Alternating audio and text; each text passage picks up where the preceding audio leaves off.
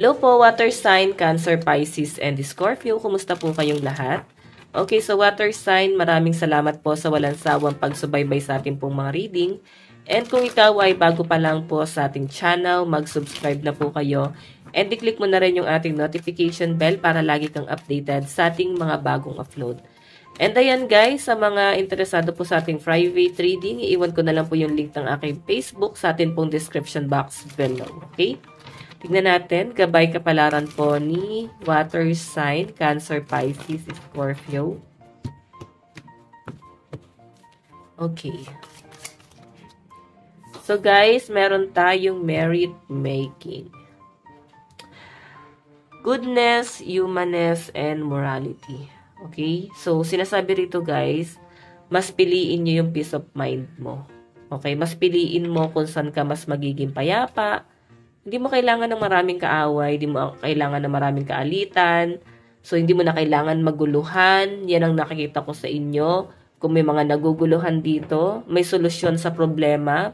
Ayan, imulat mo lang ang iyong mga mata. So, kaya mong solusyonan, may option, no? Yan ang nakikita ko dyan, guys. Yung iba lang sa inyo, guys, pwedeng naguguluhan kayo. Ano pa gagawin ko? Ganyan. So, parang hindi nyo pa, guys, nakikita ko ano yung pwedeng maging solusyon, eh. Tignan natin. Gabay.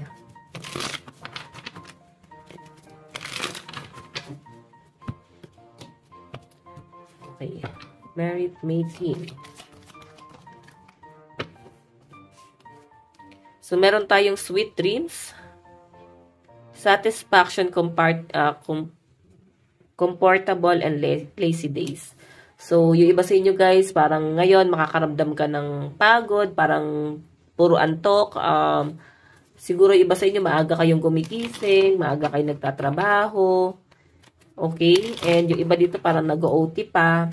Okay? Parang, ayan, maaga rin kayo guys makakatulog, no? Okay? Parang ang dami nyo guys tinatapos. Yung iba sa inyo guys, pwede nag-aaral, no?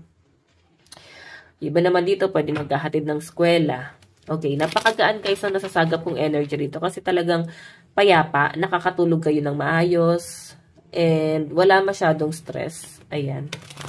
Tingnan pa natin guys.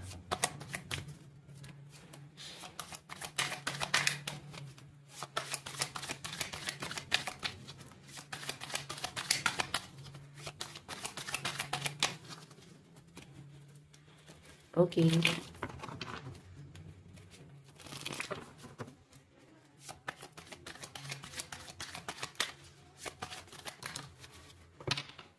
Ayan, ang daming nalaglag. Overload and bully. Yung ba sa inyo guys talagang parang ganito ha, bumabalik ka talaga dun sa bagay na nagpapatrigger sa inyo. Sa halip na dapat kinakalimutan nyo na eh. Huwag nyo na guys masyado pang iniisip. Kasi nangyari na siya eh. So, yung iba sa inyo guys, mahirap lang talagang tanggapin kasi siguro dumating sa point na parang minaliit ka, wala masyado nagtiwala sa inyo, parang nabully. Ayun yung nasasagap ko rito guys. Okay, yung iba sa inyo guys, na-involve pa kayo sa chismis, ayan no. Okay, may nagmamaliit sa'yo, tapos parang chinichismis pa yung mga water sign dito. Nakikita ko guys na parang ang daming obligasyon ng mga water sign, nahihirapan kayo ngayon.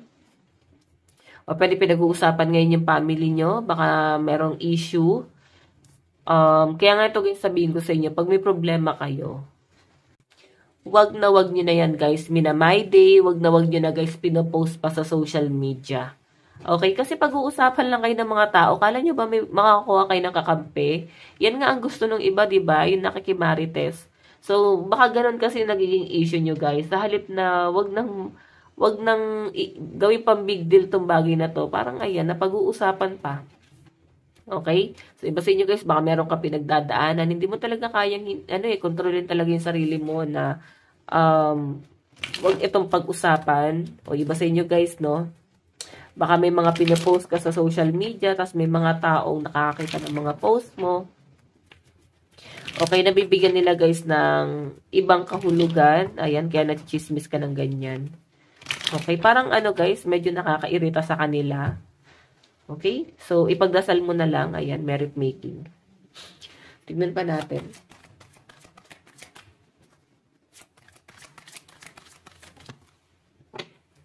So guys, meron po tayong good news. O, 'di ba? May magandang balita daw dito, guys. Ibig sabihin is sa mga umapi sa mga water sign, guys, parang si universe na ang gumanti para sa inyo. Okay? Si universe na yung parang nagparusa para sa kanila. Yan o, yung mga tao nang bully sa inyo. So, may good news though. Hindi nyo naman guys sinihiling siguro talaga na mapasama sila. Pero, ayan, merong magandang balita talaga dito guys. Commitment din guys. Ayan, commitment mo sa ibang tao. So, hindi naman natin guys binibigtil yan. Pero sinasabi rito na pwede ikaw ay malaki yung trust issue mo. Okay, malaki yung trust issue mo sa mga taong pwedeng nakakasalamuha mo, malapit sa inyo, tapos parang hindi mo maintindihan paano mo sila pakikisamahan kasi parang paiba-iba yung personality nila or iba-iba yung nararamdaman mo para sa kanila. So, ito yung nakikita ko rito, guys. Okay? Ayan, tignan pa natin. Ayan.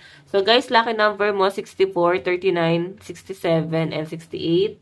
47. So, wag na daw kayo guys mag-alala sa mga nag-aalala dito dahil nga may nagpa-trigger sa inyo or parang basta minaliit ka or pwedeng nayabangan ka, may tao kang kaiinisan eh. Pero I think hindi nyo na guys para patulan pa to. So, ayan, may good news na paparating dito.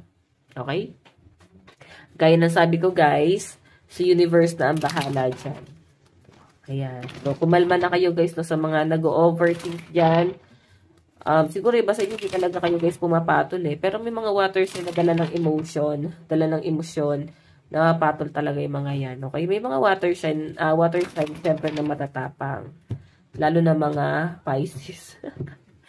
Mababait yung mga yan, pero iba yung gumante. Lalaban talaga mga yan. Huwag nyo guys kakampiin.